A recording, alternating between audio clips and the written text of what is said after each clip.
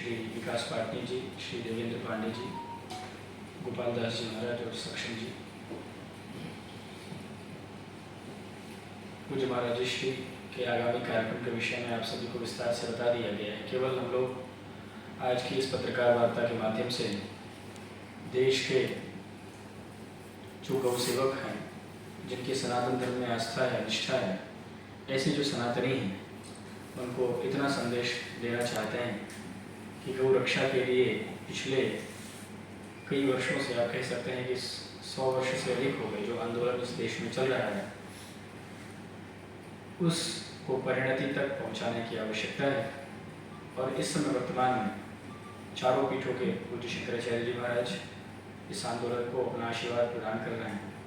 पूज्य गोपाल मणि जी महाराज के प्रयास से ये आंदोलन इस स्तर पर पहुंचा है, जिसकी परिणति हम चाहते हैं कि 17 मार्च को रामलीला मैदान में जब पूज्य शंकराचार्य जी महाराज बैठे हैं, तो केंद्र की सरकार सब में जिससे उम्मीद होती है उसी से कहा जाता है। तो निश्चित रूप से हम लोगों को माननीय प्रधानमंत्री श्री नरेंद्र मोदी जी से उम्मीद है कि वो गौ रक्षा के लिए कोई ठोस कदम उठाएंगे।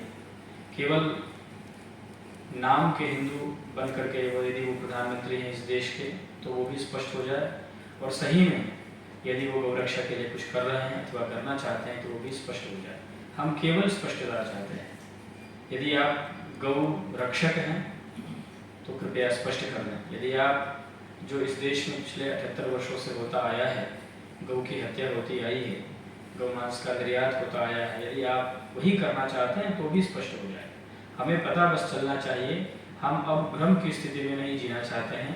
जितनी की देश की जितनी भी राजनीतिक पार्टियां हैं, उन सबसे ये अनुरोध है कि आप जब वोट लेने के लिए हिंदुओं के घरों में जाते हैं, हिंदुओं से भी मत लेते हैं और मत लेकर के सत्ता पर बैठते हैं कहीं भी किसी भी पार्टी के नाम पर, उन हिंदुओं ने परंपरा से जिस गौ को माता माना है, हम हिंदू शास्त्रों में गाय को गावो विश्वस्य मातरः, गाय को विश्व माता, भारत माता की संज्ञा दी गई है, वेद माता की संज्ञा दी गई है, धर्म माता की संज्ञा दी गई है।